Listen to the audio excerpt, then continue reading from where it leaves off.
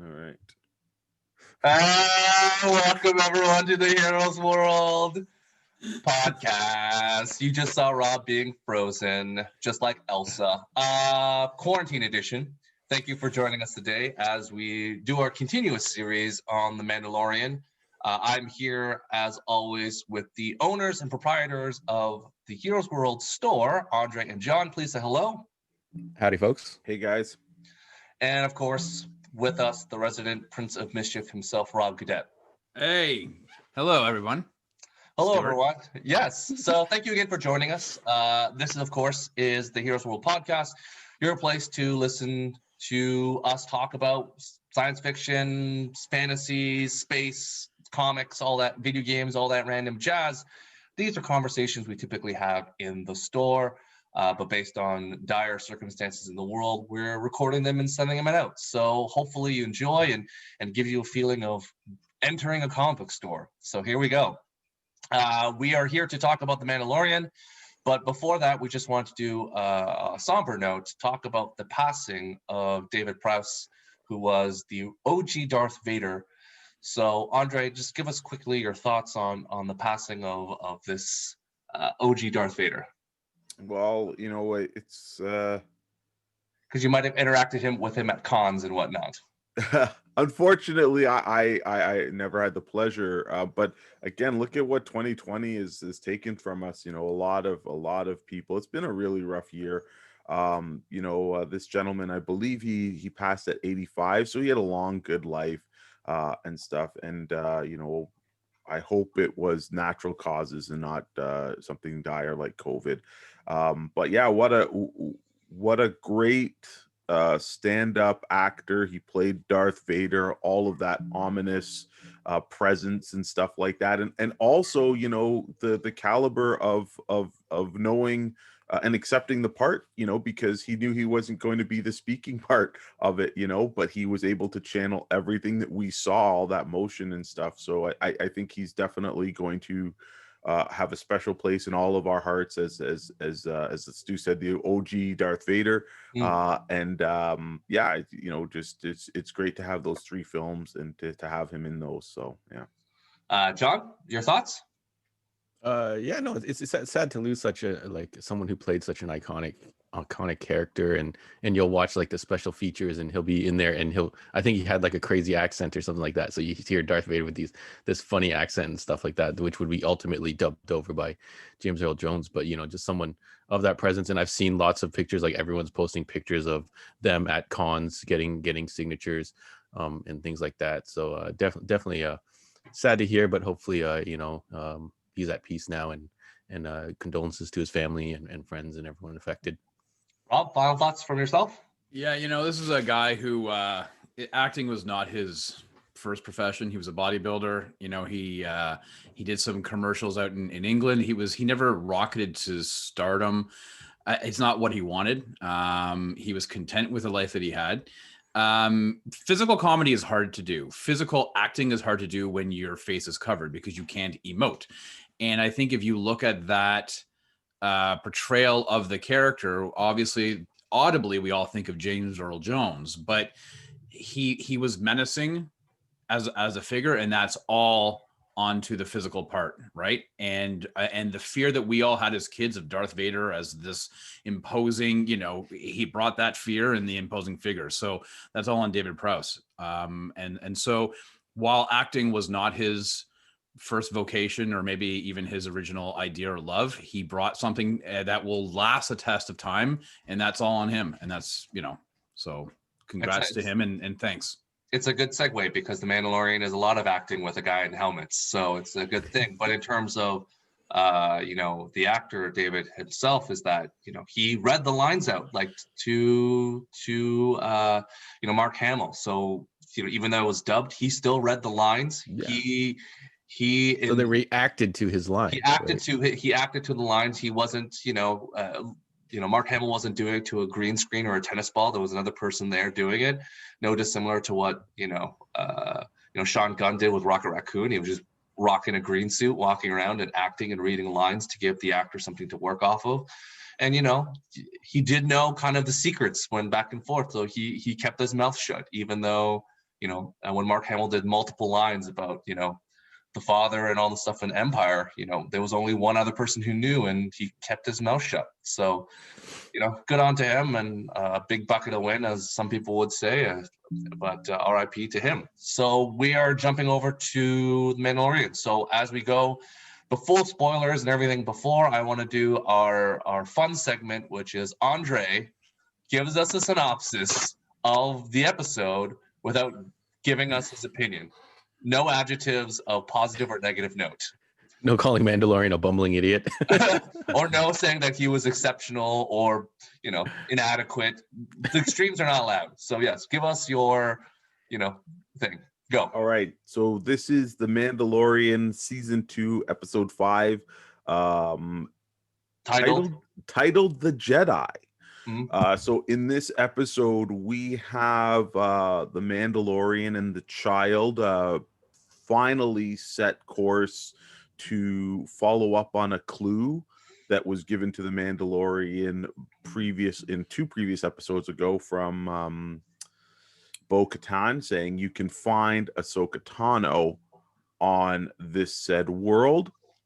And the Mandalorian travels to this world, and he finds a heavily walled off city in which he gets hired by, I guess it would be the magistrate of the city, to get rid of the problem plaguing the city or the settlement, in which there is a Jedi that is plaguing the city. The Mandalorian takes the job, sets out to find the Jedi, and there is a team up and a flippity flip, and they go and assault the magistrate.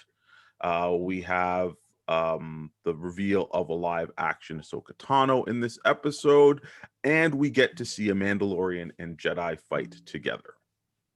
Awesome. That was great. Thank you, Andre. That was very, very nice, as always, for the last few weeks, at least for the 2 that I've been keeping track of. Yeah. So let us... his memory only goes back by 2 weeks. No. Andre, you've been doing great, but he only has a 2-week There have memory. been 5 episodes, and the first 3, Andre threw a couple inept, bumbling, couple things, couple shots. Couple of descriptors, I think he threw a Tom Sawyer reference in there, like a couple things. Geddy Lee was gonna sue us, so we'll carry on. Okay, John, give us your thoughts. Now we're spoilers, so it doesn't matter. Give us your thoughts on the episode. Go for it. Yeah, so the episode who does not know much about anything about Rebels.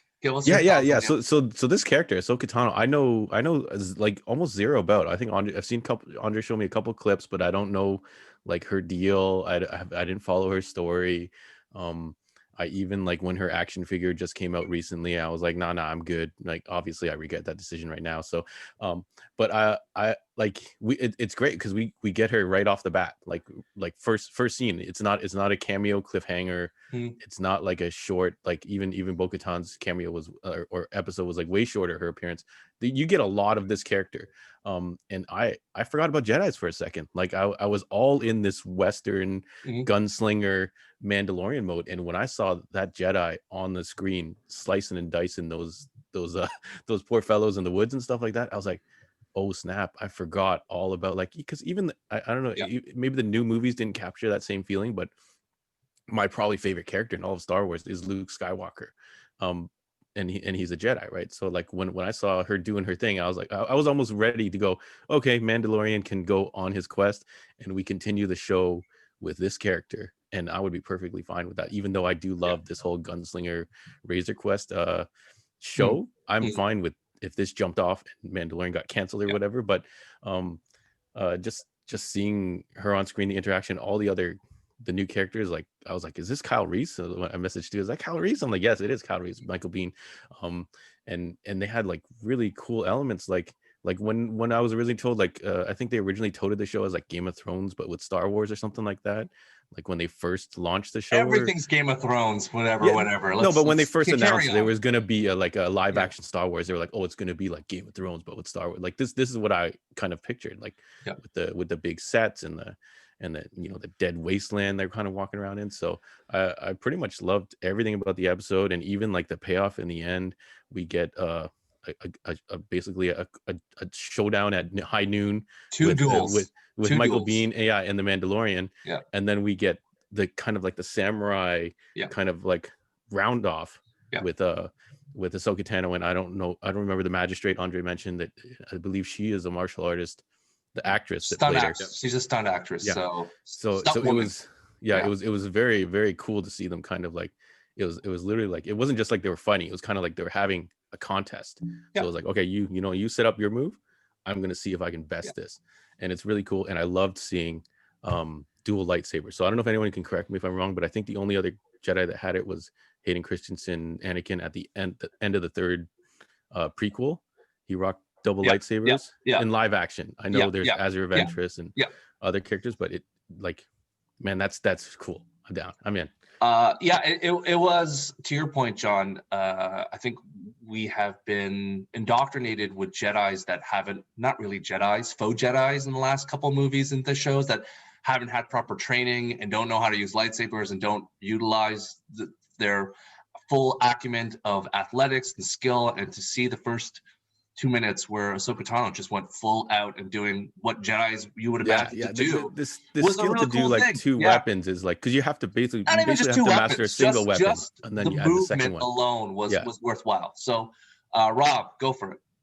I was a little bit nervous going into this week because we had talked about in weeks past, especially in last week, that it felt really slow, meandering, and plodding again. And then there was a lot. Everybody kept saying, including some friends of mine, kept saying, don't worry, wait till next week, wait till next week.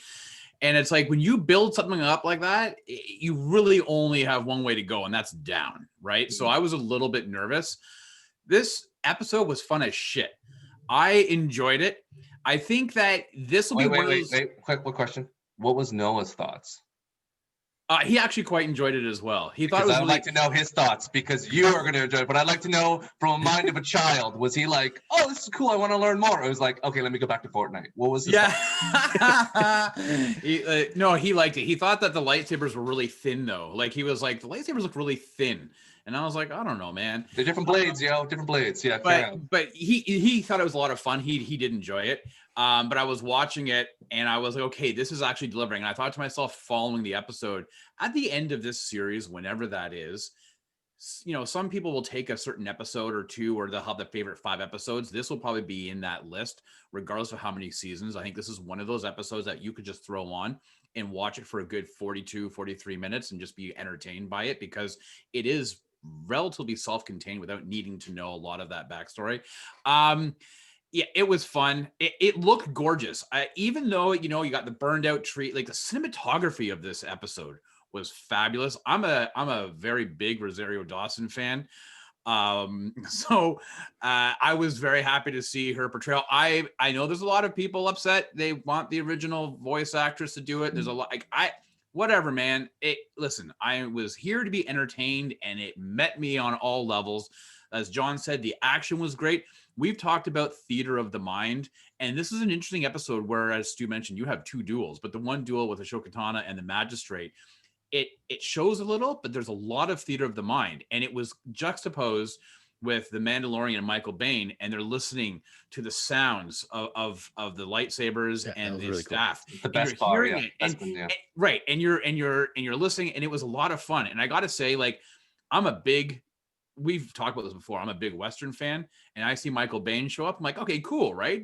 Terminator, aliens, and then he brings out his Johnny Ringo look and walk while he's doing that duel with the Mandalorian. He's got that face just like you saw as he faces off against Val Kilmer in Tombstone, right? And I'm like, oh my God, like, Filoni is like, let's just give me a little bit of that Johnny Ringo suave, right? And so that, for me, I was like super hyped on. I love seeing that.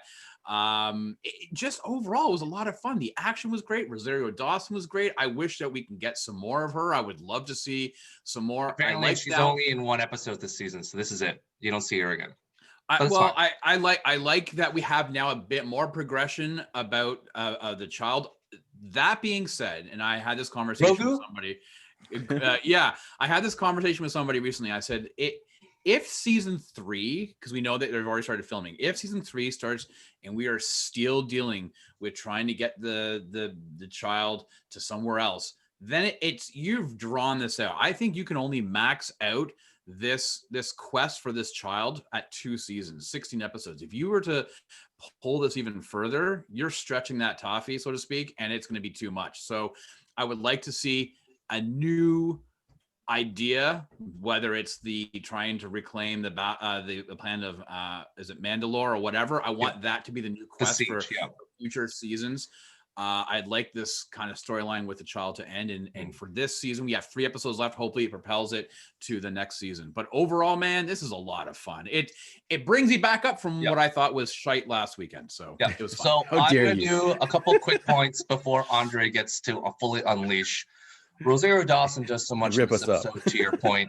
The heavy lifting she does when it comes to just not only the subtleness of dealing with Grogu, the heart and passion, and just talking about her former master. She's like, I can't do this. I've seen what happens with attachments. And that's part of what you saw in the Star Wars movies where Anakin's like, we're not allowed to have attachments.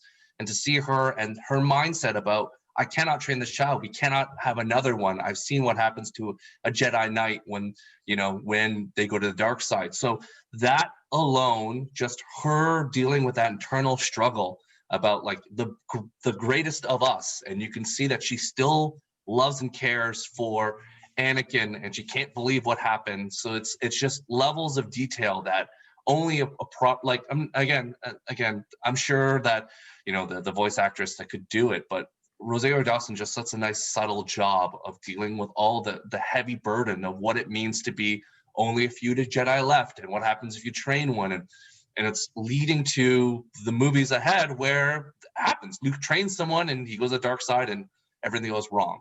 So I enjoyed Rosario Dawson's subtle stuff. Also, we know that she's going to die soon. It's just a matter of when, because in the movies you hear her voice, and Rey, when she hears.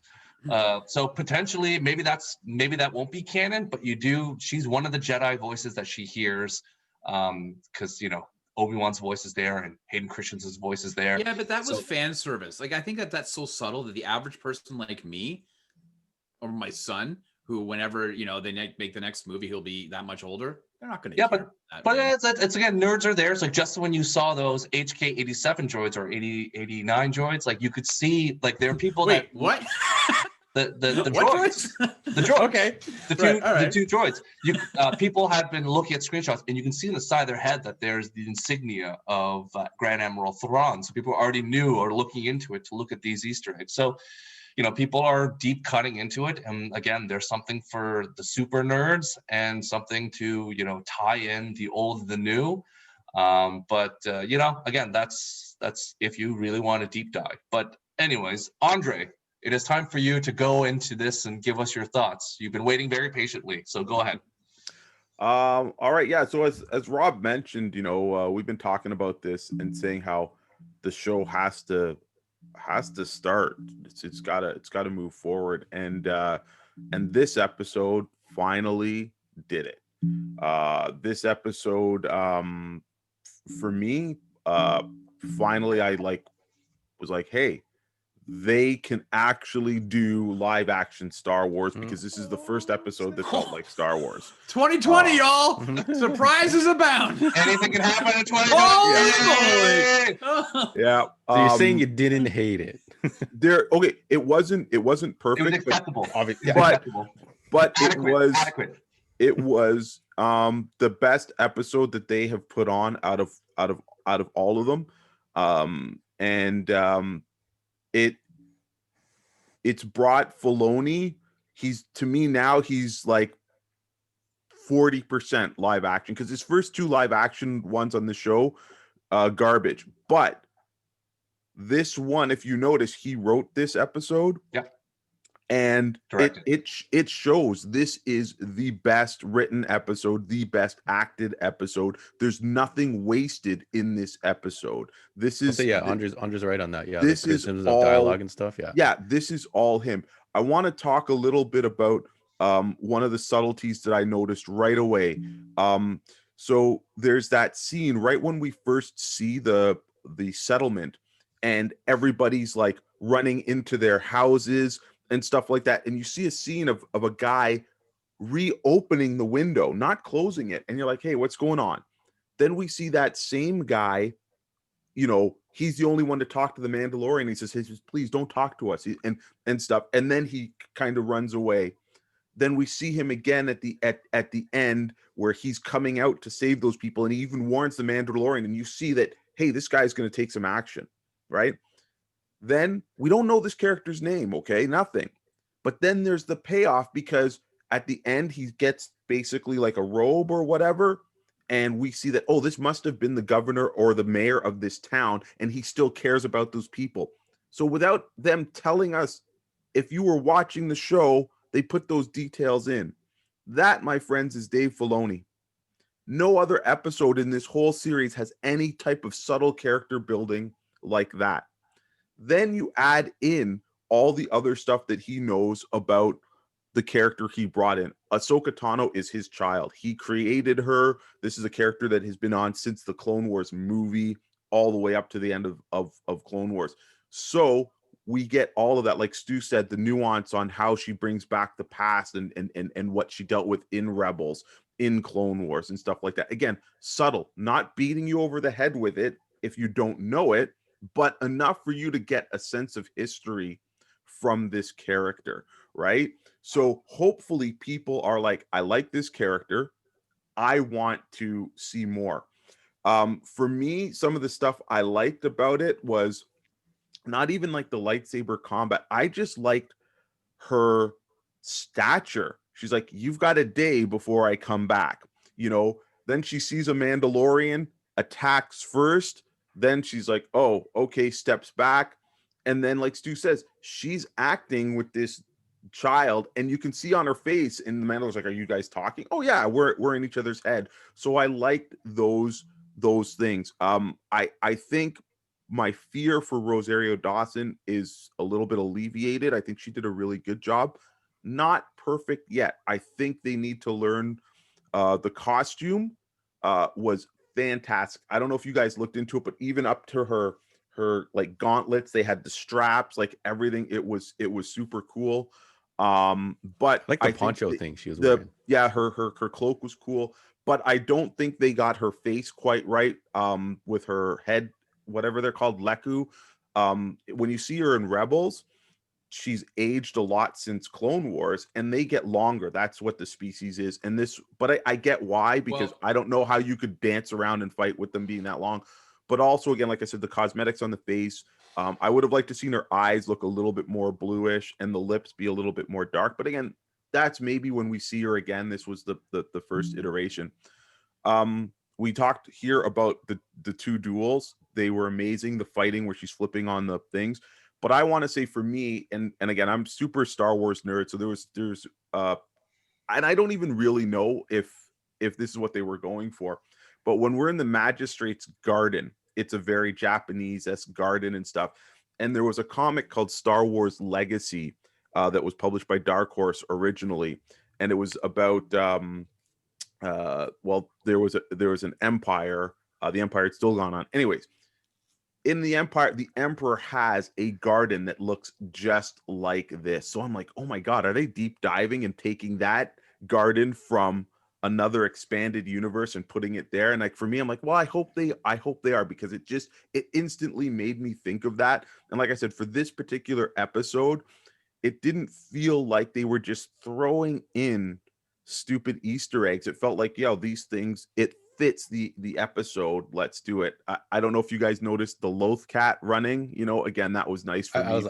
I think that's a thing. It's showed up a few times in the show.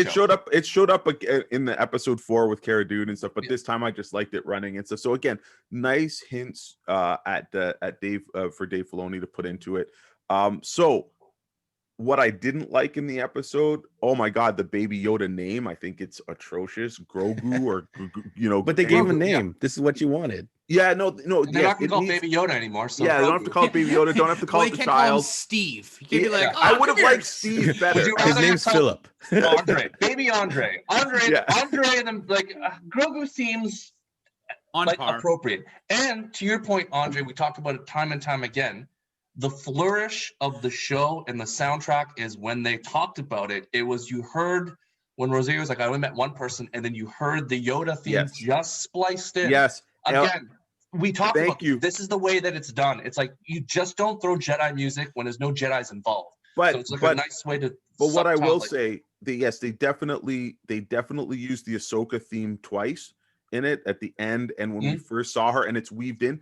But I will say, like, this is the only time the music has felt Star Wars-esque to me. They still need to use some of the classical. Not every soundtrack in Star Wars is a Jedi soundtrack. Like Luke's soundtrack before he becomes a Jedi is different, as is Carrie Fisher's Leia soundtrack, as is Han Solo. To be fair, Andre, you didn't watch the last movie, so you didn't hear the John Williams that was spliced into Cara Dune's. That was the March of the Republic or whatever. That's the thing. So what I'm saying, it's still not enough. But this episode, like, I got goosebumps when I heard Ahsoka's thing. I think it's appropriate as the show. It's to your point. You have to splice it in appropriately, and you just don't throw in fan service of a song. So when you heard it.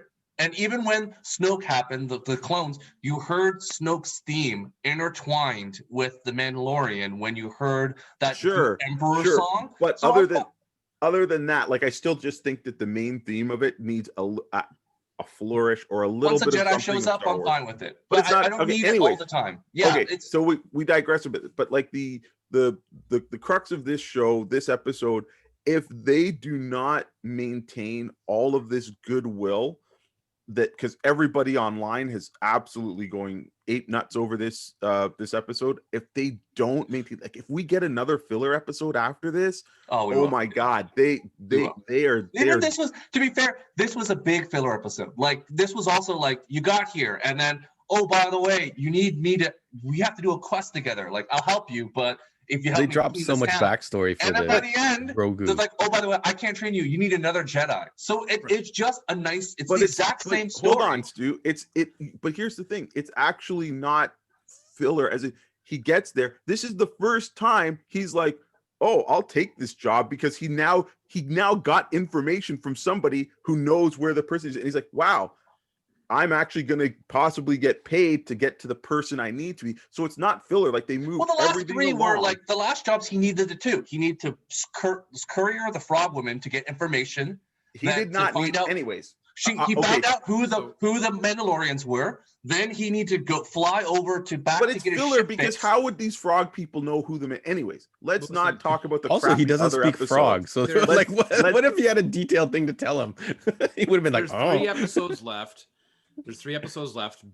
I'm sure there's going to be what we've deemed as filler episodes, probably in the next episode.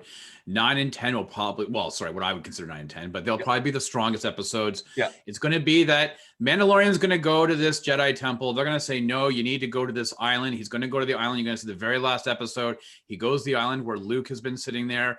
He's going to hand baby Grogu to Luke. Luke's going to take it and throw it over his shoulder. Yeah. And that will be the end of season 2. You're going to go there, but then, as we know, Moff Gideon's going to show up and be like, by the way, before you can get things rolling, here's my Imperial army. Sure. It's going to take this over. So there's a Moff Gideon episode here. Yeah. It's just a matter of whether and they're going to capture Baby Yoda. It's just a matter of what episode and what episode he has to get back. So that's 2 episodes. It's Hey, Andre, can I ask you a question though? You made a comment about how you were still kind of annoyed by Grogu, but did you notice that it didn't sound as childish and babyish as it has in episodes past? Of course, it sounded a bit more alien almost in its vocal range. Well, right? I think this is a couple of problems like I have with it.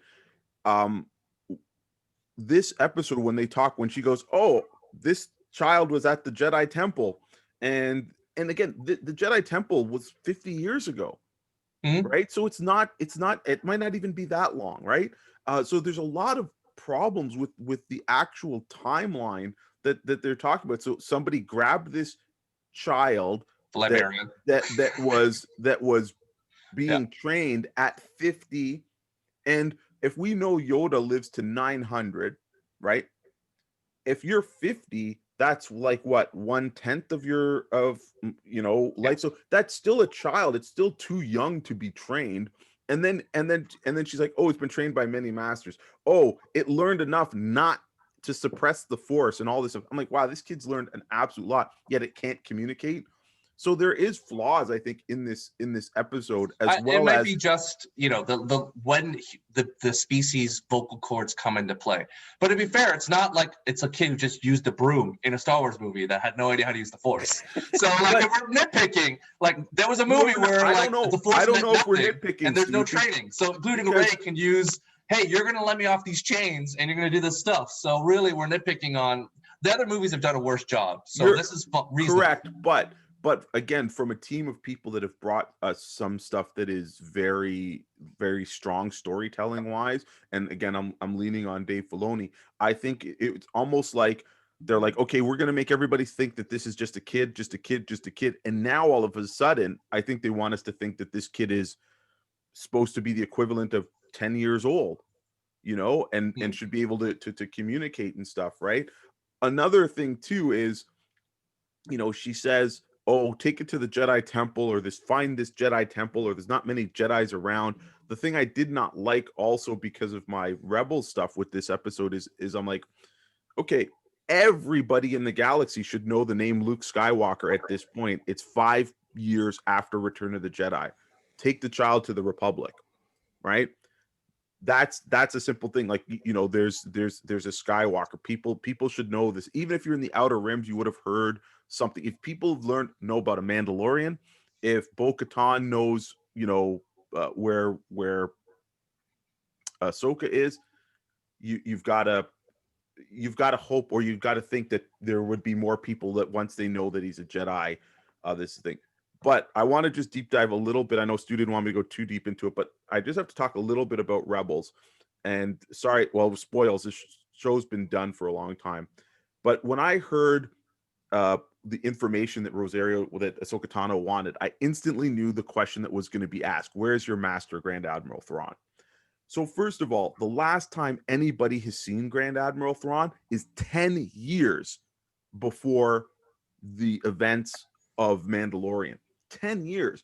Because at the end of Rebels, which is roughly like months before A New Hope, the Battle of Yavin, Ezra takes Thrawn's flagship, and there's these giant space whales called Purgles that can enter hyperspace, and they grab the fleet and they jump to the unknown regions of space. Yep. Right? That's how Rebels ends. And one of the cool things in Rebels is there's a part where Ezra says to Ahsoka, when you get back, come and find me. And Rebels ends with Ahsoka coming to Lothal to see Sabine, and she looks like Gandalf the Wise. It's not Gandalf the Grey. Like, she's got a white robe, she's got a staff. You can see that she's aged. And then in that monologue, we know that is well after Return of the Jedi. So for her to be back in Mandalorian, I'm thinking that might be a little bit too soon, because wouldn't she go to the last place she saw Ezra first, and that should be Lothal? And for sure, maybe she did that. Maybe she's like, well, I'm gonna hit up Grand Admiral Thrawn's contacts or his friends list to see where he could be. But if she goes to Sabine will be like, yeah, they jumped in Purgles. We have no way to track them. So I know they're putting her here because, again, there's I guess this kind of demand. Everybody, kind of wanted it, or they wanted to get here. But it does throw what I was worried about for that sequel to Rebels. It does, in my mind, muddy that. Sure, maybe they're going to clarify that and say, oh yeah, this is her making her way back and blah, blah, blah, blah, and stuff like that. But there's still a lot of unknown stuff about how she ends up getting back. And I hope they don't just, let's forget about this and tell a new Ahsoka story. No, because her story to me is tied to what Sabine is going to do, because Ezra saves her life. And I'm going to tell you guys out there, watch Rebels, watch the end of Rebels season 2. And then watch the last season. Hell, watch all of Rebels. But if you don't want to watch it, watch the end of Rebels season 2. Then watch the last 3 or 4 episodes of season 4. And for John, if you want to see Ahsoka in her prime, watch the last 3 episodes of Clone Wars that aired season 7 that just aired in I think it came out February of this year, and you're gonna really get some of her character. So again, I'm apprehensive because they've mentioned Thrawn, they've got Ahsoka in here, and I'm like, yeah, I'm happy that Dave wrote it, but this is his story to tell, and I was hoping that it would be tied up in the cartoons. Because again, Okay, cartoons so you got the budget. okay, Andre, Wait, so so yeah, you liked it? He's fine. It's adequate. It's not too hot, not too cold. His is Goldilocks. Like, it's okay. No, he's worried it's going to ruin the ending to Rebels. No, well, it's fine because really, even this episode, there's a lot of like, if the true person would say, well, where's Sabine? Because if they're traveling together, where's Sabine in this whole situation? Because they should be both looking for Ezra. So then if you're a purist, you could say, well, there's issues all along the way of like, unless this is Sabine somewhere else and they split up for one moment in time, because they should be looking for Ezra and not stopping. And again, to Andre's point, or she hasn't gone to Sabine yet. That's what I'm saying. Like, there's lots of things. Yeah. We just don't know when that issues. Epilogue of Rebels takes place, but I would have assumed it would have been at least it would have been 5 over. years after. Well, yeah, I think it's way. Yeah, there's who knows. Nonetheless, it could lead to another show, and we'll see what happens. Nonetheless, we have 3 episodes remaining. We'll see what happens. We do know there will be one filler, so to Andre's dismay, there'll be one. And here's the other thing: We're guessing. We don't know. Every shot in that trailer for Mandalorian was done as of like last episode already. Like every clip of the trailer they released is over. So the last 4 episodes with Ahsoka onwards is brand new everything. So we have no idea what to expect. We have no idea what planets they're going. So they've done a good job of at least hiding, because when you watch that trailer originally and you're like, the first 4 episodes are gone. And that's pretty much, they snipped stuff out of those first 4 episodes, and here we are. So let's see where it goes. How cool would this show have been if the first episode of this season was the Bo-Katan episode, and then this was the next episode? So these would technically have been episode 9 and 10, and we would have had more episodes to go on. Because like I said, all that I think then it would have been a downward progression. I think those episodes were necessary. Like, I don't think Be Justified and Timothy Oliphant. I don't care what you say, Andre. The best. No, dude, that's cool that you liked it, but it did nothing for the plot. Yeah, there's episodes, there's filler episodes, ball episodes, and the space aliens was great too. Like, I like the tension in it, so everything's fine. You don't need everyone to be balls of the wall action. It's fine. And the aliens thinking, and we got Filoni in an episode again at the very end. We needed a reason for him to get the Mon Calamaris to fix his ship, and also for a reason for them to get the tracker on the ship. So these are probably in the storyline, because if you did these 2 episodes, there's no way for the Empire to find him. Outside of, they installed a tracking chip. Outside the fact that there's still the Empire and there's ships everywhere. Not as many as there were, but Wow. and remember, for us true nerds, all the generals and high-ranking people were buffed by the Emperor. So when the Emperor died, they all became dummies again, like me, Robin, and John, and we didn't know how to fly ships and crash into each other. So that's what happened. Oh, snap. What do we do? I don't know. The Empire was buffing us like Lord of the Rings with Sauron's ring. It was buffing their will down, and the Emperor was buffing everyone's intelligence up. So this is area of control. Area of control. Like, that's what. Tell me I'm wrong, Andre, because that's what I know in the books. Yeah, anyways, but those books aren't canon anymore. Sorry, dude.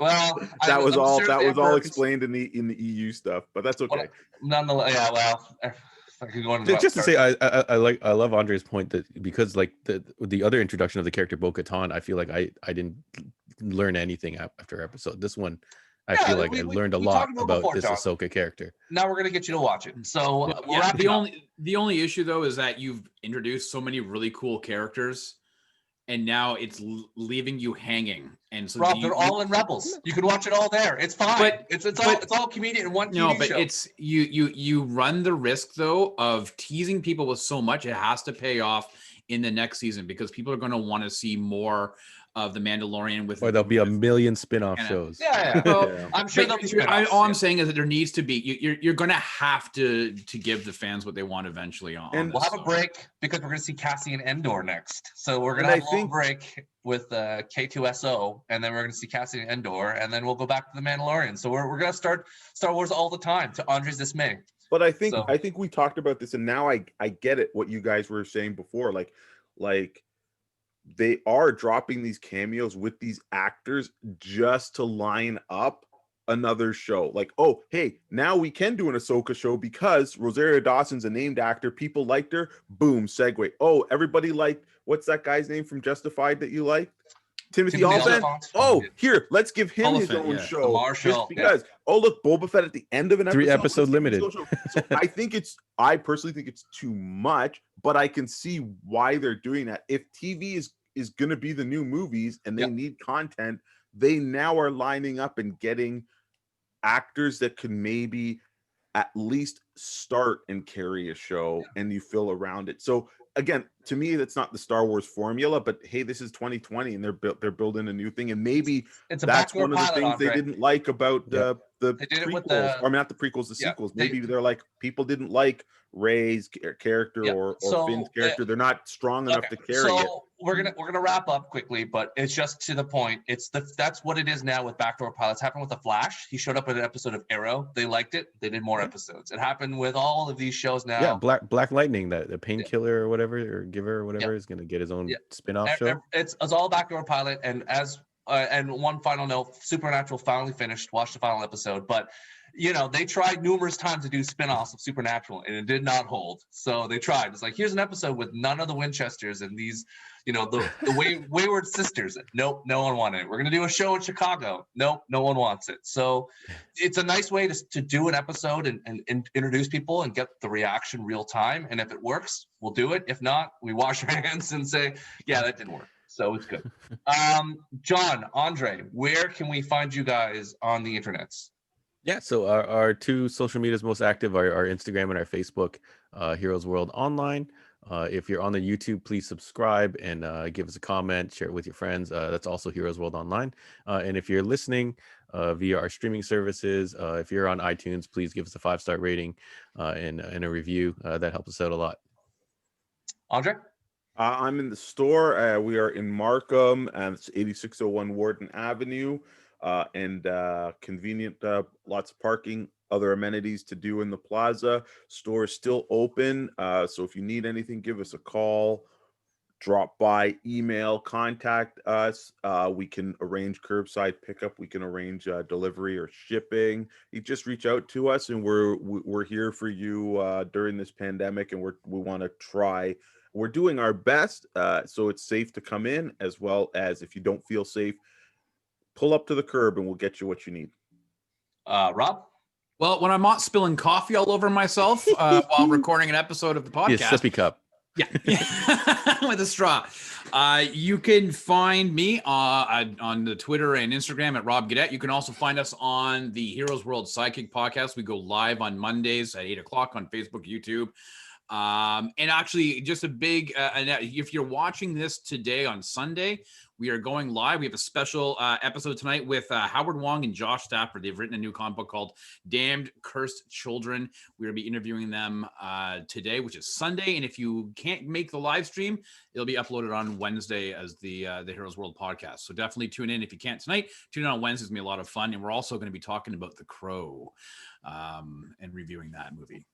That was their pick as the movie they want to talk about. Yeah. So well, the cool thing is that Josh, and we'll talk about this in the episode, but Josh actually owns and runs an independent movie theater in Ottawa, which may or may not be haunted. And so this is, I think, his type of jam. So we're really looking forward to talking with them. That's super exciting. Of course, please share, subscribe, like. It really helps the channel a lot. It really helps us a lot. Give us your thoughts on the Mandalorian. Let us know what your thoughts on where the direction the show is. Your thoughts on Ahsoka Tano, thoughts on what? Tell us that we are excited for Thrawn. And do you understand half of what Andre was talking about? Let us know. Of course. We all do. Those of us who watch the show.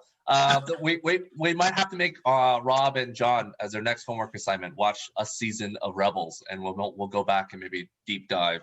Yeah, look at that look. Oh yeah. It'll be better than Howard the Duck. So slow down. We'll do a series called Star Wars Rebels recaps, and then we'll make Rob watch a bunch. Yeah, if you guys want to see me happy all the time, let's talk Rebels. Yes. So we'll look into that. And we'll maybe give Rob a homework assignment of telling us, as Andre did, his He gets to summary of summarize each episodes. episode. Yes. And get all the names right. He's like, here's Ezra. I'm like, better than Ezra. They were a Better pretty than cool rock Ezra. band. Zebedee Soybean. Yeah, Zebedee Doodah is here. and he Hyperdrive has to do whales and stuff. Saban, whales. the Power Rangers. They had to go back in time to put space whales in the ship, and because they needed space whales to talk in the There might future. have been a guy with a big scarf and a police phone booth. This is going to be great. It's going to be super exciting. So thank you all for joining us. Please support your local stores. Again, I can't stress enough. During this time of lockdown and various reasons, whether it's Heroes World or wherever you're listening around the world or whatever, please support local. That's really important. Box stores are going to do its own thing, but if you have a chance, especially for the holiday season, follow the accounts for Andre and John, see the stuff they're selling for stocking stuffers and all the other fun stuff they have. But please support, do your best to help out, because they really need your, anything you can do. Even a small item purchases is super helpful. So whatever it can, help out the guys, here and everywhere else, and curbside or drop off or mail, whatever you can do. It's helpful for all the people to survive during the darkest of timelines. So please have a great day. Be safe, y'all, and we'll see you all again. Thanks. Goodbye. Thanks again, Stu.